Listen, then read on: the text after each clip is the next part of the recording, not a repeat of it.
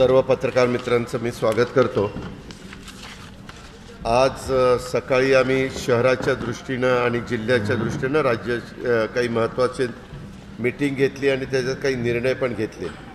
उदाहरणार्थ हिंजवडी येथे आपल्याला सगळ्यांनाच पत्रकार मित्रांना माहिती आहे, अधिकारी वर्गांना माहिती आहे, खासदार सुप्रिया सुळेंनी मला मागणी केलेली होती, तिथल्या काही लोकप्रतिनिधींनी पण मागणी केलेली होती की इथं ट्रॅफिकचा प्रश्न मोठा आहे आणि तिथं काय होतंय, प्लॅनिंग करणारे PMRDA पण आहे, PWD पण आहे, काही भागात PCMC आहे, काही भागामध्ये MIDC आहे, काही भागामध्ये जिल्हा परिषद आहे।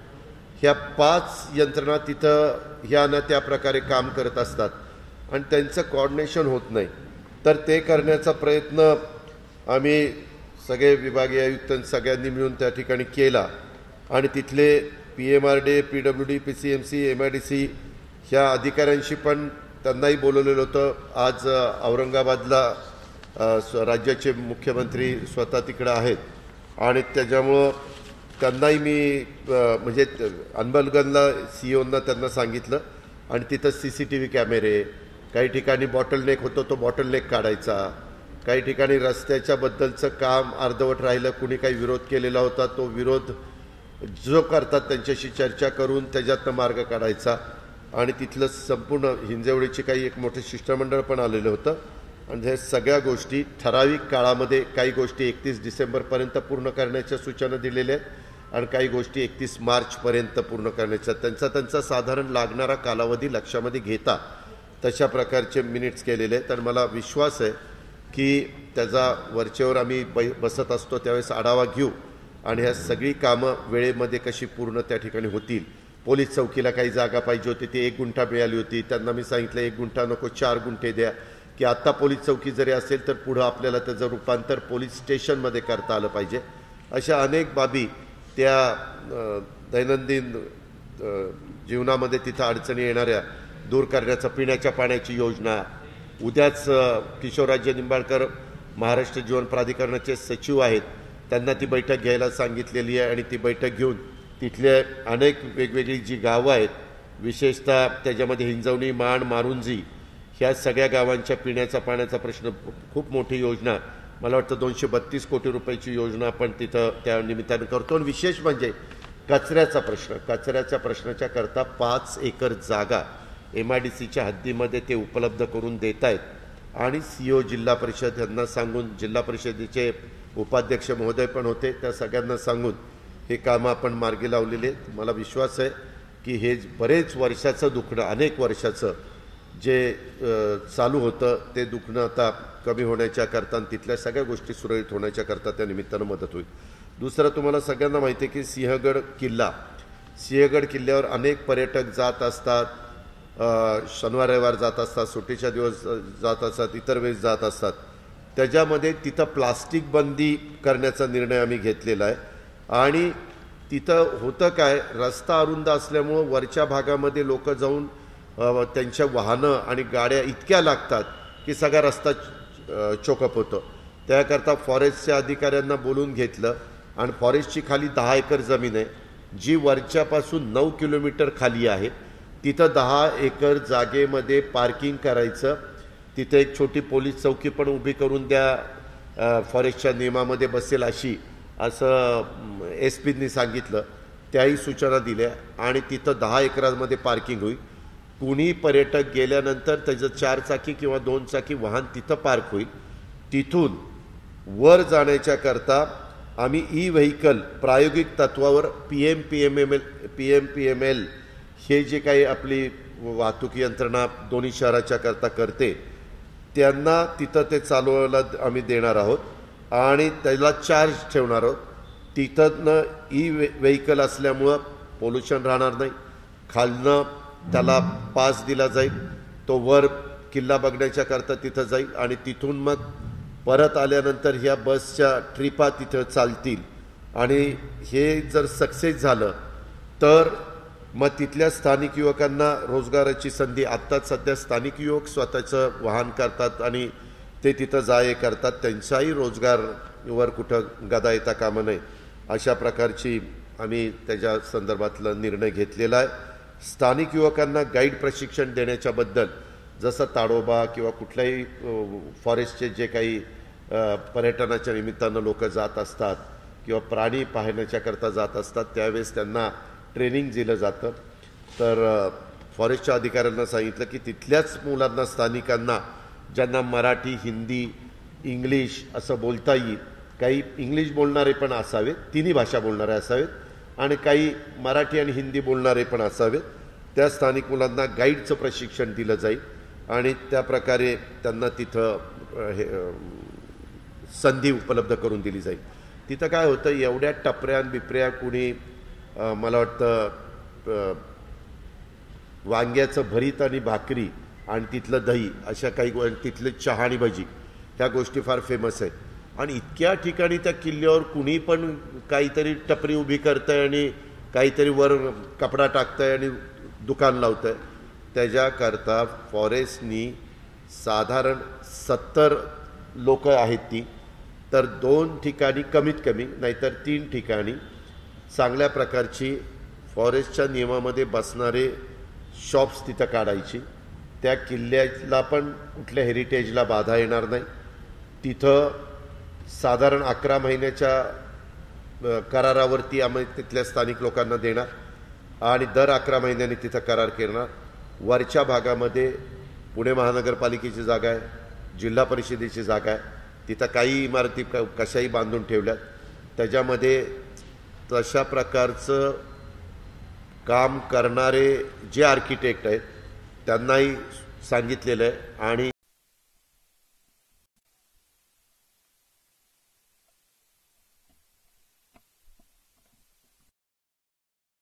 तिथं टॉयलेट ब्लॉक वगैरे असं करण्याचा निर्णय आम्ही घेतलेला आहे आणि ह्या सगळ्याला निधी उपलब्ध करून देण्याला देखील आज आम्ही तत्वतः मान्यता दिलेली आहे. आणि त्याच्यात मूळ म्हणजे फॉरेस्ट डिपार्टमेंट ते PWD वगैरे हे सगळ्यांनाच इन्व्हॉल्व करून त्याच्यामध्ये खाली पुढं मागं आता व्हेकल आपण ज्यावेळेस करणार आहोत त्यावेळेस त्यांना तिथं चार्जिंगची व्यवस्था लागेल, जिथं हे आहे आमचं पार्किंग व्यवस्था आम्ही करतोय तिथं आणि तिथं टॉयलेट ब्लॉकची पण व्यवस्था आपण करतोय.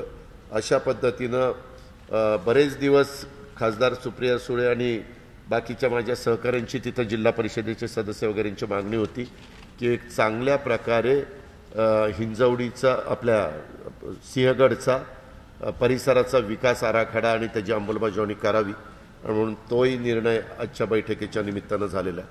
आपल्याला सगळ्यांना माहिती आहे की आपल्या पुरंदर तालुक्यामध्ये पुणे जिल्ह्याच्या सावित्रीबाई फुले मुलींची शाळा तिथं आहे.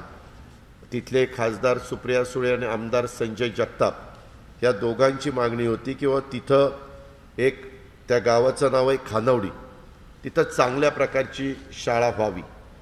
ह्याच्यामध्ये राज्य सरकारने पण पुढाकार घेतला, परंतु त्याचबरोबर फिॲट कंपनीने पण आपल्या CEOंना सांगितलं की आम्ही त्याच्यामध्ये CSRमधनं काही मदत करू इच्छितोय.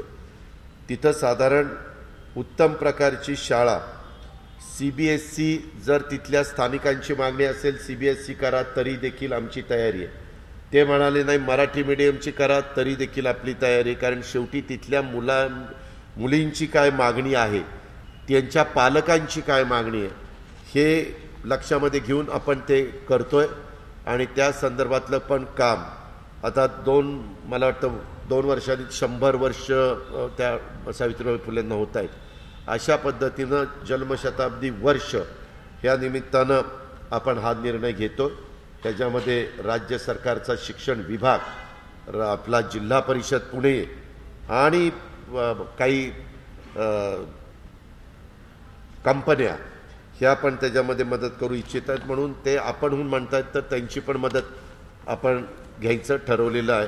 अशा प्रकारचा तोही निर्णय आज आपण घेतलेला आहे. त्याचबरोबर आज आपल्याला सगळ्यांनाच माहिती आहे मराठवाडा मुक्ती संग्राम दिन आहे. मराठवाडा संग्राम दिनाच्या निमित्तानं मराठवाडा मुक्ती संग्रामातील शहीद वीरांना आणि मराठवाडा मुक्तीसाठी लढलेल्या मान्यवरांना तसंच मराठवाड्याचा स्वाभिमानी संघर्षशील जनतेला तमाम बंधू भगिनींना मी पहिल्यांदा वंदन करतो आणि मराठवाड्यातल्या राज्यातल्या सर्वांनाच मराठवाड्याच्या मुक्ती दिनाच्या निमित्तानं मनापासून शुभेच्छा देतो.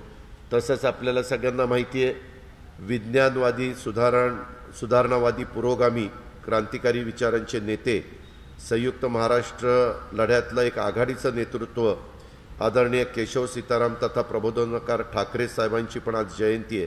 मी स्वर्गीय प्रबोधनकार ठाकरे साहेबांना देखील विनम्र अभिवादन करतो. तसंच आपल्याला माहिती आहे की देशाचे पंतप्रधान आदरणीय नरेंद्र मोदी साहेबांचा देखील आज वाढदिवस आहे. त्यांनाही वाढदिवसाच्या निमित्तानं मी मनपूर्वक शुभेच्छा व्यक्तिशः माझ्या वतीनं तसंच राज्यातल्या जनतेच्या वतीनं सर्वांच्या वतीनं मी देतो. आज खरं तर 17 तारीख आहे. वस्तू आणि सेवा कर परिषद आज घेण्यात आली, पण ती लखनौला घेण्यात आली. GST काउन्सिलची सभा असते. मी आत्तापर्यंत सर्व सभा अटेंड केल्या. मी त्यांना संपर्क साधला होता. त्यांना विनंती केली की बाबा तुम्ही VCवर परवानगी द्या, कारण दिल्लीला घेतली असती सभा तर सोपं जातं, परंतु लखनौच्या संदर्भामध्ये थोडंसं आम्हाला अडचणीचं आहे. मग त्यांनी शेवटी मला कळवलं की बाबा तुम्हाला जर येताच येत नसेल तर तुम्ही तुमचे वित्त विभागाचे सचिव आणि तुमचे GST कमिशनर यांना पाठवून द्या. त्यांना आपण पाठवलेलं आहे. पण त्यांनी काही मुद्दे अजेंड्यावरचे जे आहेत त्याबद्दल तुमची काय भूमिका आहे, म्हणजे राज्य सरकार म्हणून अर्थमंत्री म्हणून आपली काय भूमिका आहे, तर त्याबद्दल मी मुख्यमंत्री आम्ही सगळ्यांनी चर्चा केलेली होती. त्या चर्चेच्या संदर्भामध्ये अधिकाऱ्यांना पण ती भूमिका तिथं मांडायला सांगितलेली आहे. ह्याच्या सगळ्या गोष्टी करत असताना गणेशोत्सव, करोनाची बैठक, तसं पूर्वनियोजित कार्यक्रम ह्याच्यामुळं त्या 45व्या GST परिषदेला मला तिथं समक्ष उपस्थित राहता आलं नाही.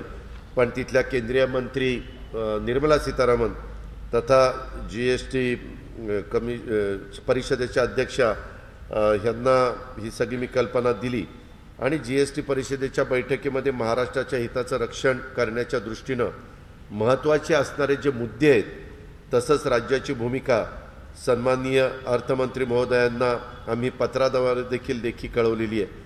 आणि साधारण अनेक विषय आहेत, जवळपास 12-15-17 विषय आहेत. काही विषय हे सगळ्या राज्यांना मान्य होणार आहेत, त्याच्यामध्ये जास्त काही चर्चा वगैरे करण्याचं कारण नाही. पॉझिटिव्ह विषय आहेत, त्याच्याबद्दल आपण सकारात्मकच आहोत, तिथं काही अडचण नाही. परंतु GST अंतर्गत पेट्रोल डिझेलचा समावेश करण्याच्या बद्दलची राज्याची भूमिका, पहिला मुद्दा म्हणजे GST अंतर्गत पेट्रोल डिझेल समावेश करण्यातला आहे आणि पेट्रोल डिझेल आणि अन्य पेट्रोलियम उत्पादनांना सध्याच्या कर रचनेमध्ये व्हॅट लागू ठेवावा. या पेट्रोलियम उत्पादनांना GST अंतर्गत आणूनही राज्याची भूमिका आणि GST परिषदेला ती स्पष्टपणे आपण त्या ठिकाणी कळवलेली. झालंय काय, one nation one tax one nation हे जे काही सूत्र संपूर्ण देशांनी अंगीकारलं, त्याच्यामध्ये केंद्राने बिल आणलं, कायदा केला, त्याच्यामध्ये त्याची अंमलबजावणी झाली. आपल्याला सगळ्यांना माहिती आहे की पूर्वीच्या काळामध्ये त्या शहराचं उत्पन्न जकातीचं असायचं. मग ते जकात जाऊन LBT आलं, मग LBT जाऊन व्हॅट आलं, मग व्हॅट सेल टॅक्स ह्या सगळ्या गोष्टी आल्या आणि ते जाऊन आता GST आलं. आता हे सगळं आल्यानंतर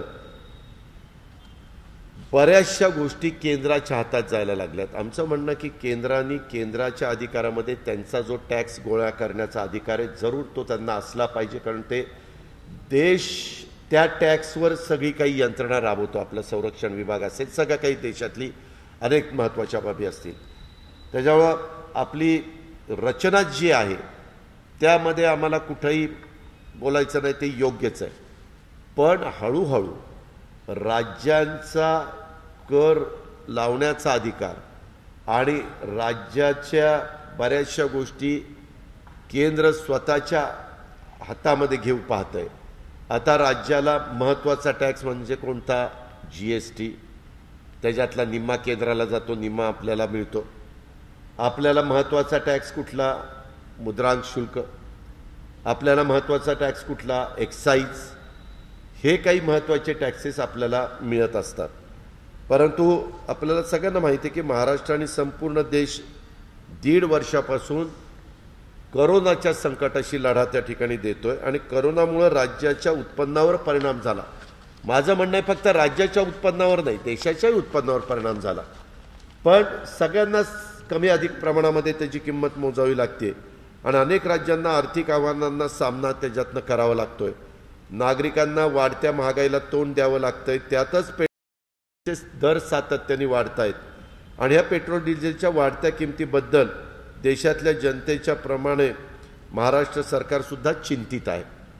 आजच्या घडीला केंद्र शासनातर्फे पेट्रोलवर 32 रुपये 90 पैसे प्रति लिटर आणि डिझेलवर 31 रुपये 80 पैसे प्रति लिटर असा विविध प्रकारचा कर त्या ठिकाणी आकारला जातो. आता केंद्र सरकारने करोनाच्या काळात केवळ महाराष्ट्रातून अंदाजे 44,000 कोटीचा महसूल 44,000 कोटीचा महसूल पेट्रोल आणि डिझेलवरच्या विविध कराच्या माध्यमातून वसूल केलेला आहे. केंद्र सरकारकडून पेट्रोल व डिझेलवर आकारले जाणारे कर कमी केले जावेत ही आमची मागणी आहे.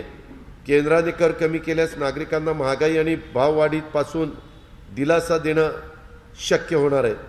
देशात GST कर प्रणाली लागू झाल्यानंतर सगळ्याच राज्यांचा आर्थिक उत्पन्नाचे अतिरिक्त स्रोत हे मी सुरुवातीला सांगितलं तसं मर्यादित झालेले आहेत आणि त्याचा परिणाम राज्यातल्या विकास कामांवर साहजिकच होतो आणि विकास कामांना राज्यांना निधी लागतो आणि निधीसाठी अतिरिक्त आर्थिक स्रोत शोधावे निर्माण करावे लागतात. यासाठी राज्यांना आर्थिक स्वायत्तता असणं अत्यंत गरजेचं आणि महत्त्वाचं आहे. प्रत्येक वेळेस केंद्राच्या दारामध्ये जायचं आणि हात पसरायचं ठीक आहे, केंद्राचा अधिकार आहे, मी सुरुवातीला सांगितलं होतं त्यांना असला पाहिजे. ते कधी कधी काही योजना आणतात 75-25-75% त्यांचे 25%, आमचे काही योजना असतात 60-40, काही असतात 50-50, अशा काही काही योजना असतात आणि त्या योजनेला आपण मॅचिंग ग्रँट आपल्याही राज्य सरकारच्या बजेटमधनं देतो आणि त्याचा लाभ संबंधित लाभार्थ्यांना देण्याचं काम आजपर्यंत जशी राज्याची निर्मिती झाली तसं होतच आलेलं आहे. हे पण आपण सगळेजण आपल्याला त्याची माहिती आहे.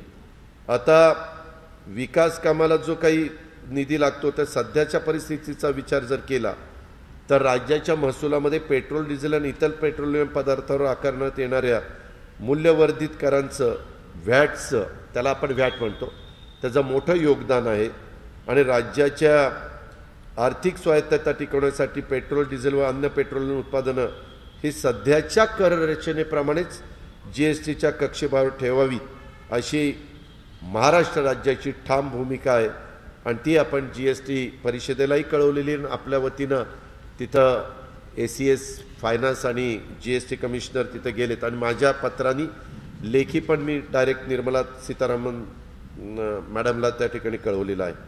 आता GST पोटी जे कायदा करण्यात आला त्यावेळेस काही शब्द देण्यात आला तो त्याच्यामधनंच 2017ला वस्तू व सेवा कर भरपाई कायद्यानुसार राज्यांना जुलै 2017 ते जून 2022 पर्यंत केंद्र सरकारकडनं नुकसान भरपाई मिळण्याची तरतूद आहे आणि आजच्या घडीला केंद्र सरकारकडे महाराष्ट्राची अंदाजे म्हणजे कधी 32,000 कोटी होती, कधी 30,000 होती, कधी 29,000 होती. आज घडीला 29,500 कोटी रुपयाचे GST भरपाई त्यांच्याकडनं येणं प्रलंबित आहे. मी हेही मान्य करतो, फक्त ते आपलं प्रलंबित नाही, देशातल्या इतर राज्यांचं पण त्या पर्सेंटेजमध्ये प्रलंबित आहे आणि ते आम्हाला सांगतात की बाबा आमची जशी जशी परिस्थिती सुधारेल तसं तसं तर आम्ही देऊ. आता करोना संकटामुळं अर्थव्यवस्थेच्या अपेक्षेप्रमाणे कामगिरी करू शकली नाही, त्यामुळं वस्तू व सेवा कर भरपाई कायद्यान्वये राज्यांना मिळणारी नुकसान भरपाई जून 2022 नंतर देखील 5 वर्षाच्या कालावधीसाठी सध्याच्या व्यवस्थेनुसार दरवर्षी 14% दरांनी वाढ होऊन संरक्षित केली जावी. त्याची मुदत ही जून 2022 पर्यंत आहे. आमचं म्हणणं की हे ते मध्ये जवळपास थोडे कमी 2 वर्ष करोनातच गेलेले, तर ते 22च्या ऐवजी पुढं अजून 5 वर्ष जर केली तर ही राज्याची आग्रही भूमिका आजच्या GST काउन्सिलच्या निमित्तानं आपण ती त्या ठिकाणी कळवलेली आहे. आणि मग त्याच्यामध्ये मानवी सेवनासाठी मद्याच्या उत्पादनाशी संबंधित जॉबवर्क सेवावरील GST कर हा एक मुद्दा त्याच्यामध्ये घेतला आहे. त्याच्याही संदर्भामध्ये आम्ही हे सगळं वस्तुस्थिती लक्षामध्ये घेऊन मानवी सेवासाठीच्या मद्याच्या उत्पादनासंबंधीचा जॉबवर्क सेवावर 5% दराने GST आकारला जावा अशी भूमिका राज्याच्या वतीनं GST परिषदेच्या समोर आपण मांडलेली आहे. महाराष्ट्र सरकारच्या वतीनं मांडण्यात आलेल्या या भूमिकेला बहुतांशी राज्याचा पाठिंबा मिळेल असं मला वाटतं, कारण मी काही राज्यांच्या अर्थमंत्र्यांशी पण बोललो आणि ही भूमिका GST परिषदेत मान्य होईल असं मला तरी वाटतं. 44व्या परिषदेत करोनावरील उपचाराच्या उत्पादनाच्या कर कपातीच्या मागण्या त्या आम्हाला मान्य आहेत, कारण जो कोणी करोनाबाधित असतो त्याला वेगवेगळ्या प्रकारच्या रेमडेसिवीर असेल त्याचा 12% GST कमी करून 5%वर आणला, किंवा वेगवेगळ्या प्रकारे टोसिलिझुमॅब अशा वेगवेगळ्या प्रकारच्या ज्या काही गोळ्या आहेत, औषधं आहेत, इंजेक्शन आहेत, ह्या सगळ्यावरचा टॅक्स हा 12%वरून 5%पर्यंत आणायचा. आणि मग त्याच्यामध्ये व्हेंटिलेटर्स असतील, पल्स ऑक्सिमीटर्स असतील वगैरे वगैरे ज्या गोष्टी लागतात ते 30 सप्टेंबरपर्यंत मागं आमची मीटिंग झाली होती, त्यावेळेस निर्णय घेण्यात आलेला होता. परंतु 30 सप्टेंबर नंतर देखील ती आता 31 डिसेंबरपर्यंत करावी, कारण तिसऱ्या लाटेच्याबद्दल सगळेच शंका व्यक्त करतात. तर मधीच ते थांबू नये आणि पुन्हा त्या ज्या किमती वाढू नये टॅक्स आपोआप वाढल्यानंतर, अशी ही पण गोष्ट आपण लक्षामध्ये घेतली पाहिजे. आता GSTमध्ये मी सांगितलेलं होतं की लखनौला होणारी बैठक ऑनलाईन घ्या. तुम्हालाही सगळ्यांना माहिती आहे की देशाचे पंतप्रधान ऑनलाईन बैठका नेहमीच घेत असतात. त्याच्यामुळं GSTची बैठक ऑनलाईन इतके महिने पण त्यांनी घेतली होती आणि प्रत्येक वेळेस ते लखनौमध्ये बैठक घेतात. आमचं म्हणणं लखनौमध्ये काय घ्यायची तर दिल्ली किंवा मग ऑनलाईन ह्या पद्धतीनं ते झालं पाहिजे. अशा प्रकारच्या साधारण बाबी आहेत आणि ह्या मी आपल्या सगळ्यांच्या लक्षामध्ये मला आणून द्यायच्या होत्या. त्या प्रकारे मी आपल्याला सगळं सांगितले. एक मिनिट माझं अजून माझं राहिलं. साधारण आम्ही आज करोनाच्या संदर्भातली मीटिंग घेतली, त्याचा आढावा घेत असताना परिस्थिती थोडी सुधारतीये, परंतु तरी देखील रविवारी 19 सप्टेंबरला गणेश विसर्जन आहे आणि गणेश विसर्जनाच्या दिवशी आपण पुणे शहर पूर्ण, पिंपरी चिंचवड शहर पूर्ण आणि तिन्ही कॅन्टोन्मेंट त्या ठिकाणची दुकानं बंद ठेवणार आहोत. एक तर रविवारचा दिवस आहे त्याच्यामुळे मेजॉरिटी दुकानं बंद असतात, पण काही ठिकाणची चालू असतात, ती पण बंद ठेवण्याचा निर्णय आम्ही सगळ्यांनी एकमताने लोकप्रतिनिधी, खासदार, आमदार आणि सगळ्या आमच्या अधिकारी वर्गाने मिळून घेतलेला आहे. गेल्या आठवड्यामध्ये ही दुकानं बंद ठेवत असताना रेस्टॉरंट आणि हॉटेल हे मात्र त्या ठिकाणी चालू राहतील. हे पण आपण सगळ्यांनी त्याची नोंद घ्यावी. तशा प्रकारचे आदेश थोड्या वेळातच आमचे आयुक्त काढतील. आणि आज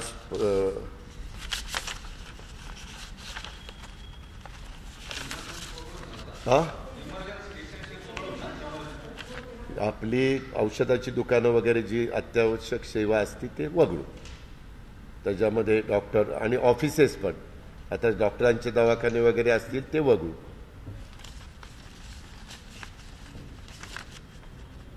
आज साधारण आपला साप्ताहिक पॉझिटिव्ह दर देखील PMC, PCMC, पुणे ग्रामीण या सगळ्याचाच थोडा कमी झालेला आहे. मृत्यूदर पण कमी झालेला आहे.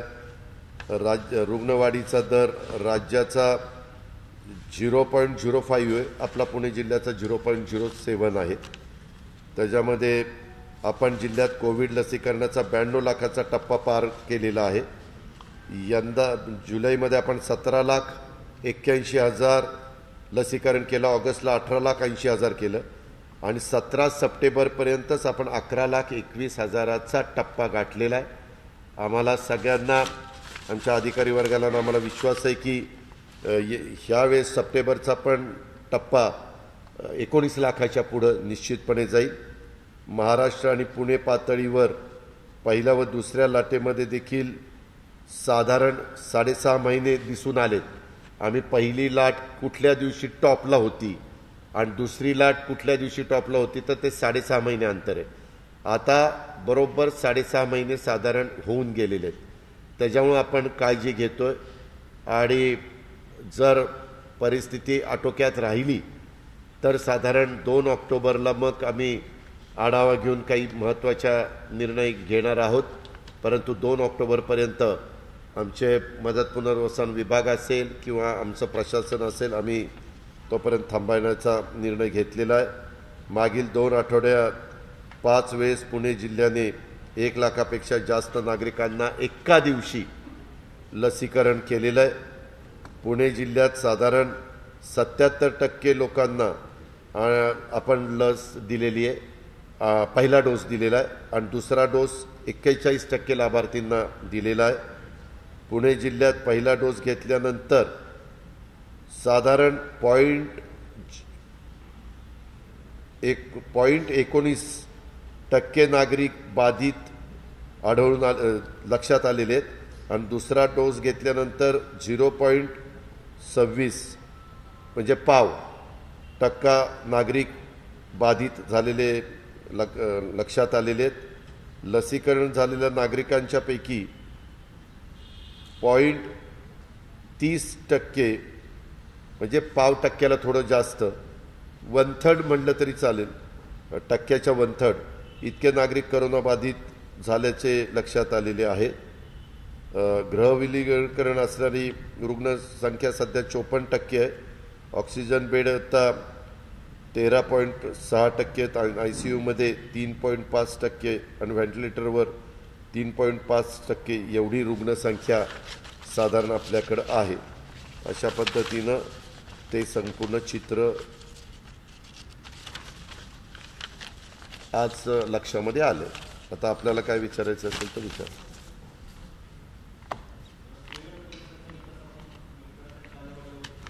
मी त्याच्यामध्ये आत्ता जे काही गोष्टी सांगितल्या, आम्हाला जे काही आत्ता दाखवण्यात आलं, विशेषतः जे काही तिथं बांधकाम वगैरे करायची, ते काय आम्हाला त्याला शोभेल असं काही वाटलं नाही.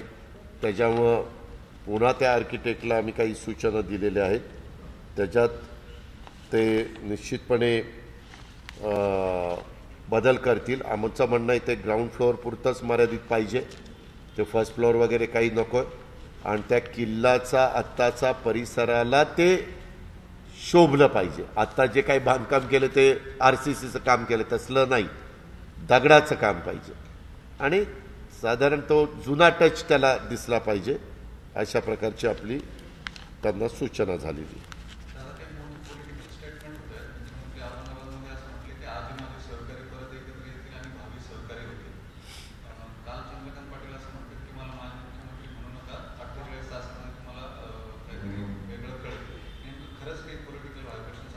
आम्हाला तर मला माहिती नाही. मी माझं काम करतोय. आता चंद्रकांत दादा पाटलांना जर केंद्रात मंत्री करणार असतील तर मी कसं सांगू शकेल? ते मोदी साहेबच सांगू शकतील ना.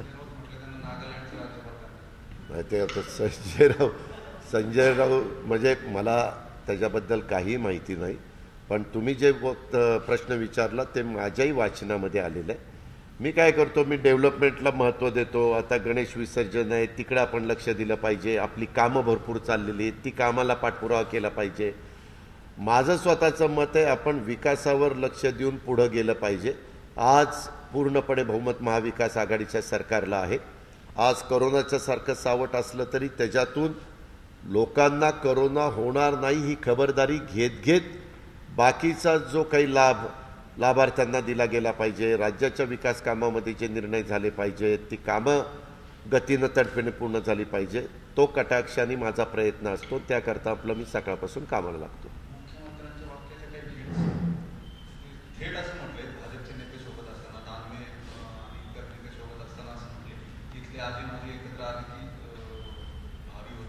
प्रत्येकाला काय बोलायचं ते तर राज्याचे प्रमुख आहेत.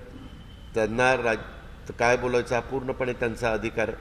त्याच्यामुळे त्यांनी त्यांचं काही मन मी हे करू शकत नाही, म्हणजे मनातलं काय ते ओळखू शकत नाही. माझ्याशी ते ज्यावेळेस बोलतात त्यावेळेस त्यांची स्पष्ट भूमिका असते. ते म्हणतात आपल्याला राज्याला पुढं घेऊन जायचं, सर्व जाती धर्माच्या लोकांना. आता परवा ओबीसींच्या बद्दल पण घेतलेले निर्णय तुमच्या सगळ्यांच्या पाहण्यामध्ये आले असतील.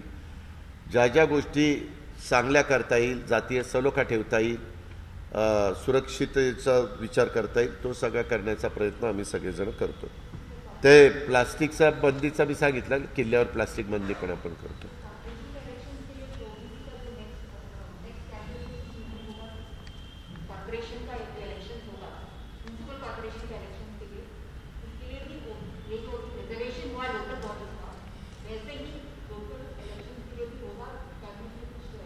उसके बारे में मेरे ख्याल से महाराष्ट्र के 8 डिस्ट्रिक्ट में हमने डिसीजन लिया.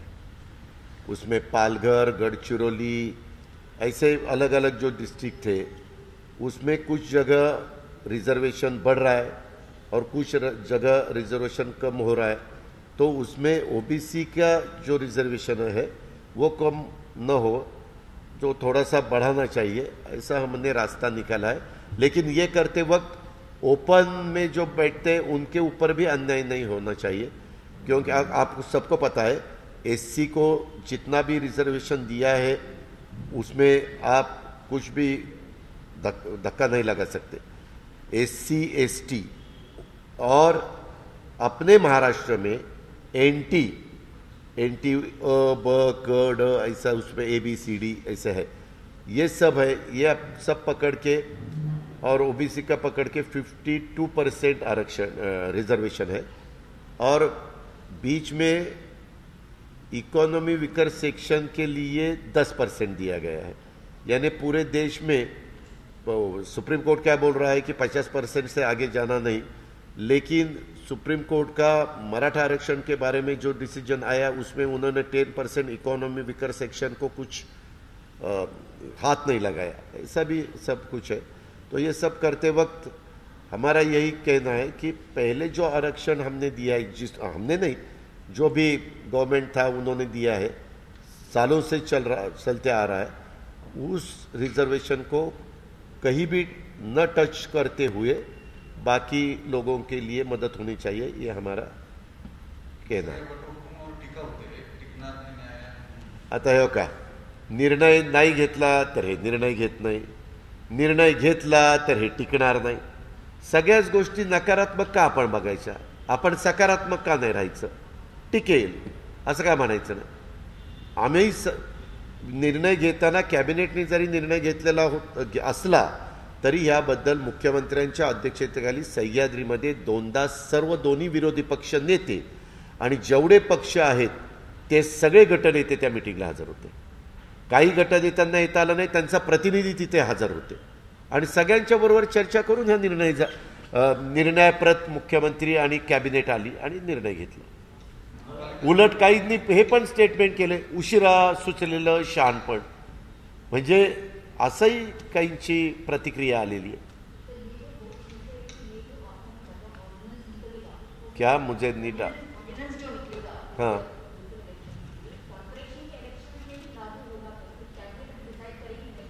नहीं, कॉरपोरेशन के लिए ये सभी जगह नहीं है. जिस जगह आदिवासी बहुल जो एरिया है, ज़्यादा से ज़्यादा आदिवासी लोग वहाँ परसेंटेज से बहुत ज़्यादा जहाँ रहते वहाँ ये प्रॉब्लम आया है, बाकी जगह वो प्रॉब्लम नहीं है. हाँ 6 ने 8 का 9 जिले तसे.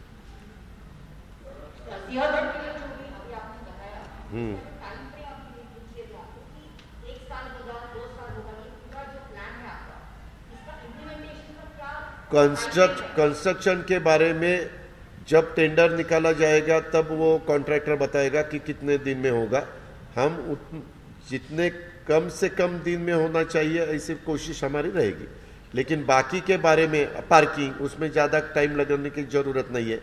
ई व्हीकल वो तो अभी हमारे सौरभ जी ने बताया वो अभी अवेलेबल है इनके पास, PMPML के पास. उन्होंने पर से 35 या 45 रुपीज़ पर किलोमीटर ऐसे किसी को ये दिया है, ठेका दिया है.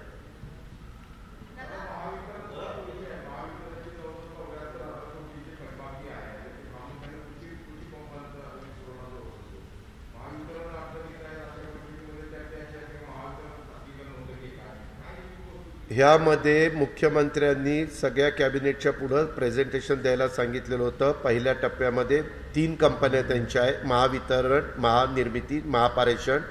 पहिल्या टप्प्यामध्ये महावितरणच्या प्रेझेंटेशन झालं, परंतु नंतर पुढच्या मीटिंग असल्यामुळं वेळ खूप गेला. तर CM साहेब म्हणले नंतर पुन्हा वेगळी वेळ देतो, पुन्हा आपण सगळेजण बसूया आणि महानिर्मिती महापारेषणचं पण प्रेझेंटेशन घेऊया. त्याच्यामध्ये महानिर्मिती महापारेषण ह्या 2 कंपन्यांना कुठली जास्त अडचण येत नाही आहे. त्याच्यामध्ये सोलरवर आपण मोठ्या प्रमाणावर जायचं ठरवलेलं आहे आणि सोलर प्लांट करता आपण निर्णय घेतो. आज देखील मराठवाड्यामध्ये काही जाहीर घोषणा मराठवाडा मुक्तीसंग्राम दिनाच्या निमित्तानं CM साहेबांनी केलेले आहेत. त्याच्यामध्ये तुमच्याही वाचनात ते आले असतील, कारण ते आता सगळ्या मीडियामध्ये फिरायला लागलेलं आहे, यायला लागलेलं आहे. तर मराठवाडा मुक्तीसंग्राम दिनाच्या कार्यक्रमामध्ये माननीय उद्धव ठाकरे साहेबांनी केलेल्या घोषणा ह्या तर आपल्या पाहण्यात आलेल्या असतील. त्याच्यामध्ये पण सोलर प्लांट बॅरन लँड आहे तिथं आपण घेतोय. त्याच्यावर त्या 2 कंपन्यात कुठली अडचण येईल असं मला जास्त वाटत नाही, कारण मी पण हे डिपार्टमेंट जवळपास 10-1 वर्ष सांभाळलेलं आहे. फक्त महावितरणचे काही प्रश्न आहेत, विशेषतः पिण्याच्या पाण्याच्या योजनांची लाईट बिलं, आपल्या स्ट्रीट लाईट ज्याला आपण ग्रामीण भागामध्ये आपण बघतो त्या स्ट्रीट लाईटची थकलेली बिलं आणि तुम्ही म्हणताय तसं शेतकऱ्यांची थकलेली शेतीपंपाची बिलं, हे 3 मेजर आहेत. घरगुती ग्राहकाचे जास्त काही थकलेले नाहीत, इंडस्ट्रीवाल्यांचे जवळपास नाही, कमर्शियलवाल्यांचे जवळपास नाही. हे मी आत्ता जे काही 3 मुद्दे मांडले, 3 प्रकार सांगितले, त्याच्यामध्येच ते थकलेलं प्रेझेंटेशनमध्ये आम्ही सगळ्यांनी पाहिलेलं आहे. आणि त्याच्यातून मग पुढचा निर्णय काय होईल, आता दुसऱ्यांदा आम्ही कॅबिनेट ह्याच्याबद्दल मुख्यमंत्री वेळ देतील त्यावेळेस बसून प्रत्येक कॅबिनेटमधले सन्माननीय सदस्य आपल्या आपल्या परीनं काही विधायक सूचना करतील आणि सगळे मिळून मग पुढचा अंतिम निर्णयापर्यंत आम्ही जाऊ. मला स्विमिंग कॉम्पिटिशनच्या बद्दल पण सांगायचं आहे.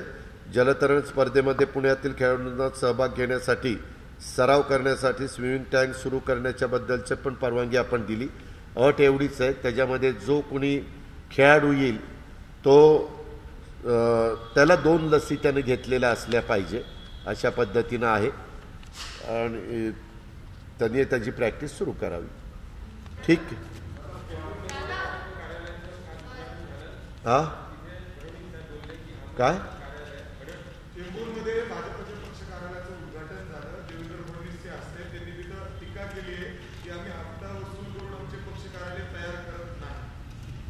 कोणी हप्ता वसूल केला? नाही, टीका केली तर कोण चुकीचं वागत असेल तर त्यांच्याबद्दल रितसर कंप्लेंट करावी. कंप्लेंट केल्यानंतर चौकशी होईल, चौकशी केल्यानंतर काय खरं काय खोटं पुढे येईल. आपल्यालाही माहिती आहे की मागच्या काळामध्ये अनेक प्रकारचे आरोप प्रत्यारोप झाले, काही नकलींची मिळालेली पण आपण पाहिलेलं. या गोष्टी चालतच असतात. जर कुठं चुकत असेल तर ते चुकून नाही दिलं पाहिजे आणि जर कुणी जाणीवपूर्वक चुकत असेल तर त्याला कायद्याच्या नियमाप्रमाणे कारवाई झाली पाहिजे. Okay, thank you.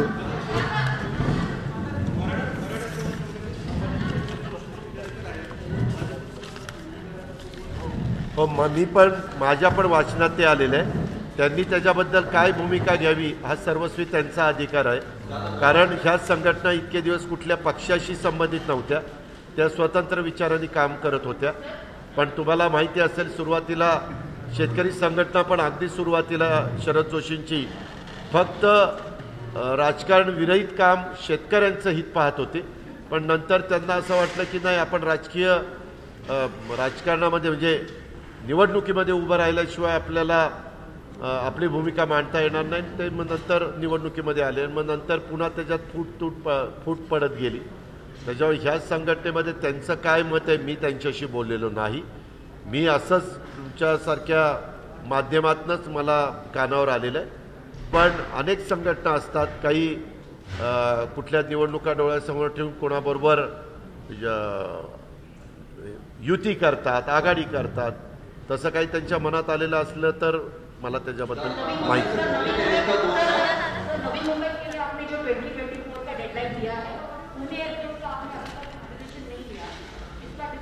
उसके बारे में मुझे ज़्यादा चर्चा नहीं करने की, लेकिन उसके पीछे मैं हूँ, वो भी मैं काम करने वाला हूँ और करके दिखाने वाला हूँ। अभी नगर पालिका नगर परिषदा ह्याच्याबद्दल झालेला आहे, फक्त कॉर्पोरेशनच्या बद्दल राहिलेला आहे। तर मागच्या मीटिंगला नगरविकास मंत्री एकनाथराव खडसे साहेब नव्हते, कारण त्यांच्या विभागाचा तो विषय आहे। त्याच्यावर पुढच्या वेळेस त्याची चर्चा होऊन निर्णय होईल, 2चं ठेवावं, 3चं ठेवावं, 4चं ठेवावं। मुंबईला 1चं राहणार आहे, नगरपंचायतीला 1चं राहणार आहे, सगळ्या नगरपालिका नगर परिषदेला 2चं राहणार आहे। हां, लवकरच राज्याचे प्रमुख ते नेमतील, कारण मला त्यांनी परवाच सांगितलं की मी आता लवकर ते नेमणार। जसं MPSCचे बहुतेक सगळी पदं आता भरत आली आणि तरी आता MPSCचे अध्यक्ष त्यांची मुदत संपती, काही सदस्यांची मुदत संपती, आता त्याही 3 नावाची जाहिरात आलेली आहे। ती मुदत संपायच्या आत संपली की लगेच तिथं पण नेमणूक करायचं सरकारच्या आणि मुख्यमंत्र्यांच्या मनामध्ये।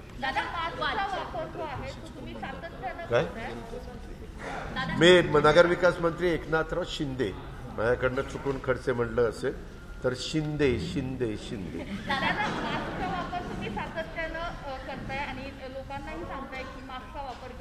तो की नाही करत। हां, राज्यपाल आज सकाळी 6 वाजता पुण्यात एका कार्यक्रमाला होते तुमच्या आधी, तर त्यांनी सत्कार करताना स्वतःहून महिलांचा मास्क जो आहे तो खाली घेतलेला आहे, दुसऱ्या महिलेला मास्क काढायला लावलेला आहे। कसं आहे, राज्यपाल महोदय महामहिम आहे, ते एक त्यांना अधिकार वेगळा आहे। माझ्यासारख्यांनी DCMनी त्यांच्याबद्दल बोलणं उचित दिसणार नाही। त्यांचा अधिकार, ते तर सगळ्यांना शपथ देतात, आम्हाला शपथ देतात। आम्हाला शपथ देताना ते उद्या म्हटलं नाही तू मास्क काढून शपथ घे, तर आम्हाला ते ऐकावं लागेल। नाही ते काढलं तर ते म्हटले मग तुझी शपथ ग्राह्य धरली जाणार नाही। असं काही तुम्हाला मागच्या वेळेस माहिती आहे, KC पाडवीनं काहीतरी उल्लेख केला तर परत त्यांना शपथ घ्यायला लावली। आम्ही CM बघतच बसलो राज्यपाल महोदयांच्याकडे, पण तो त्यांचा अधिकार असतो। त्यांच्या अधिकारावर सहसा कुणी काही वक्तव्य करत नसतात। मला त्यांची सवय लागलेली। आई भवानीचा गजर म्हणजे